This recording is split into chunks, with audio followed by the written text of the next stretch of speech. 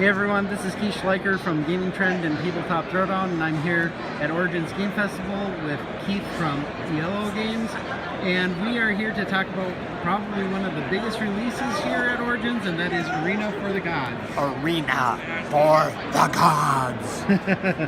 So I've heard some similarities to this and King of Tokyo. Is that accurate, or? It's a bit more evolved gameplay. Artwork is still fantastic. That's what we're known for. So like King of Tokyo and King of New York, artwork is pretty phenomenal. What we've got is a pantheon of gods, all from different cultures. You get to choose one of those. You'll get a player mat or a player screen with that, which gives you some basic movements that you can do there.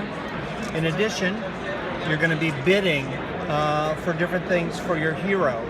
You get some defensive cards, weapons, spells, and the mount. This is what you could be riding. All of them are tied to these symbols. So you're going to get, like King of Tokyo, you get to roll dice that have symbols on them. You get to keep what you want. You get to roll a second time, so only 2 rolls. Based on that, you can use that ability to fight the other people.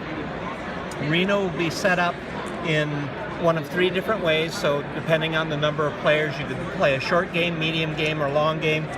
Configuration is different for each of those. You have things like traps. You have the towers, which actually block stuff off, but also are spike towers, so they hurt. You've got the Well of Healing, so this has health cubes in it, these little red cubes.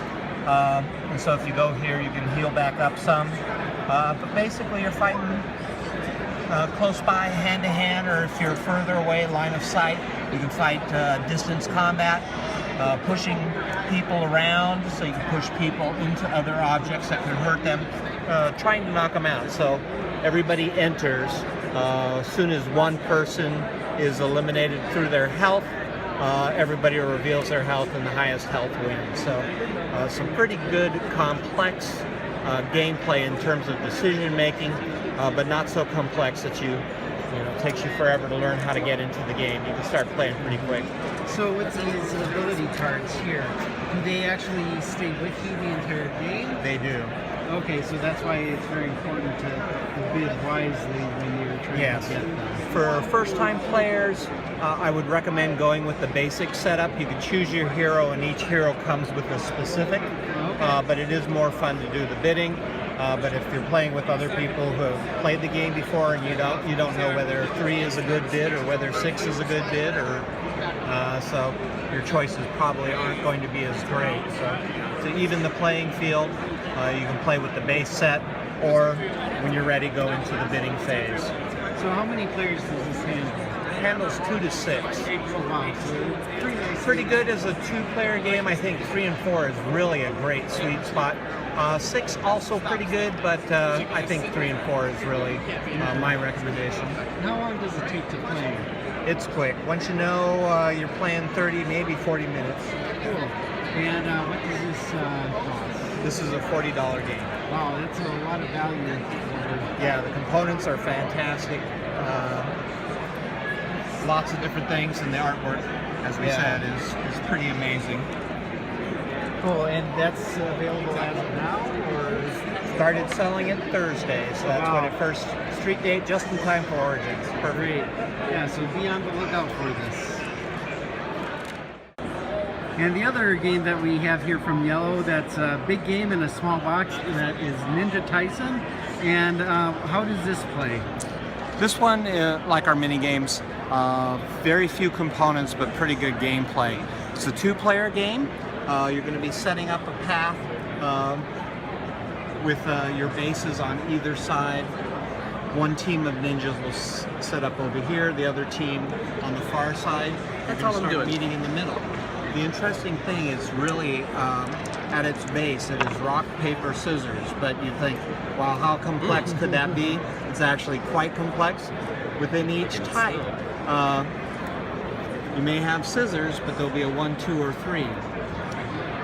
You've got your shogun, which is a 4.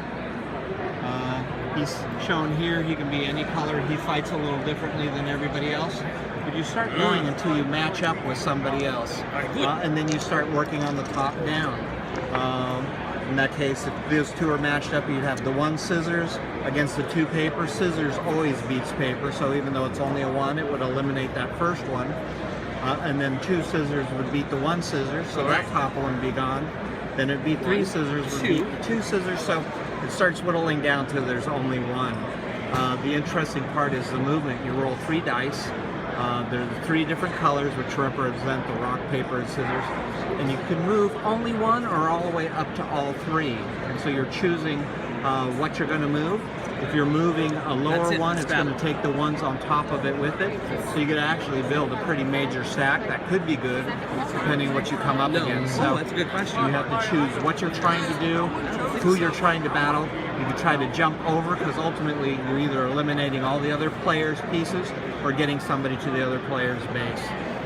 And it looks like the path that you have is like split up into sections, partially to fit in the box, but can you like have a smaller path to make a faster game, or can you... It's really set up balanced so you have a couple spaces before you encounter. So it's really I set knocked your first that guy way dead. in the recommended way. We It both only plays retreat. 20 minutes, so I Because don't we think both you really have retreat. to shorten it too much. No, probably not. I did that wrong. 2-player game, how much does this cost?